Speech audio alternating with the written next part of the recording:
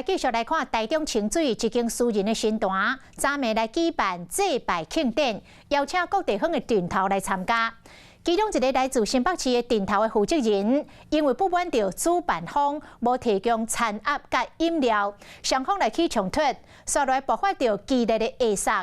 阁有4、5个乌衣人，甲主办人是围起来拍，共拍甲镜头骨拢断去。警方讲已经掌握相关涉案人的身份，积极的处理。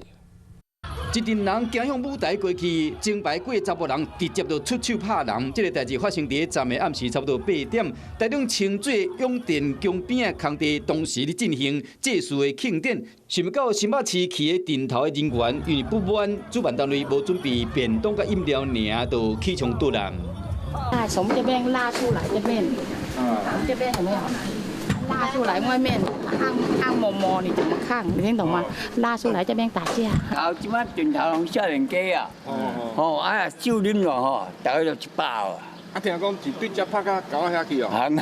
过两天到现场的时，发现活动舞台伫拆，工作人员嘛无想要加讲。一个详细了解发现讲，73年厝的主办人姓王的查甫人，伊办的祭祀庆典有邀请新北的镇头参加，因为这个便当准备的问题引起镇头负责人姓叶的查甫人的不满，双方就咧相拍，姓王查甫人和4、5个镇头的人拍甲镜头断去。本分局高美所于现场协助交管员警获报立即赶往查处。 并通知勤务中心调度邻近各所共8名警力到场支援。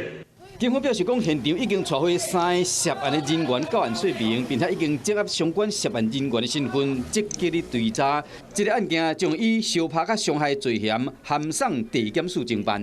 Hello， 我是林明瑞。想要抢先掌握最及时的新闻资讯吗？赶快订阅、按赞、开启小铃铛，锁定我们华视新闻的 YouTube 频道。